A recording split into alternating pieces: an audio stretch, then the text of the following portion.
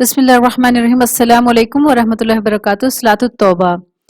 सलात तौबा उस वक्त पड़ जाती है जब इंसान से कोई गलती हो जाए, गुनाह हो जाए और उस नदामत महसूस कर रहा हो इंसान, और वो ये सोचे कि मैं अपने अल्लाह ताला से शर्मसार हूँ और फिर कैसे अल्लाह ताला से मैं माफ़ी मांगूँ और अल्लाह ताला को मैं राज़ी कर लूँ।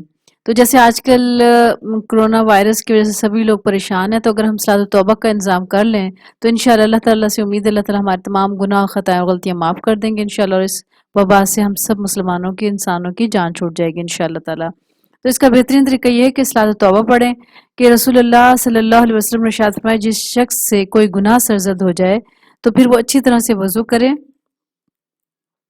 और उठकर 2 रकात नमाज़ नफ़ल पढ़े। 2 रकात नमाज़ नफ़ल होगी, ये नमाज़ पढ़े और फिर अल्लाह से माफ़ी मांगे तो अल्लाह ताला इसको ज़रूर माफ़ कर देंगे।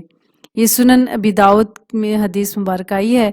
तो अल्लाह ताला से माफ़ी मांगनी चाहिए इस उम्मीद के साथ कि इंशाअल्लाह अल्लाह ताला माफ़ कर देंगे, और माफ़ी का मतलब ये होता है, तौबा का मतलब ये होता है कि फिर आइंदा उस गुनाह को ना करने का अल्लाह ताला से पक्का और सच्चा वादा करे इंसान।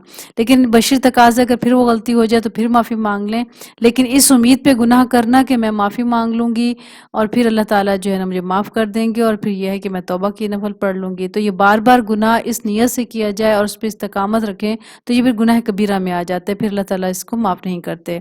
तो हमने अगर अल्लाह ताला से माफ़ी मांगनी है तो ये सोच के मांगनी है और सलात तौबा इस तरह से पढ़नी है कि आइंदा इंशाअल्लाह वो गुनाह नहीं करना। और जब इस दिल जमी से और निदामत से, शर्मिंदगी से हम नफ़ल पढ़ के अल्लाह ताला से दुआ मांगेंगे तो इंशाअल्लाह अल्लाह ताला हमारे गुनाहों को माफ़ करेंगे और हमें सारी आसानियाँ अता फरमाएंगे। अल्लाह ताला हमें इल्म के साथ अमल करने की तौफीक और सआदत नसीब फरमाए और पक्का और सच्चा मुसलमान बनाए। आमीन या रब्बुल आलमीन। अस्सलामु अलैकुम व रहमतुल्लाहि व बरकातुहू।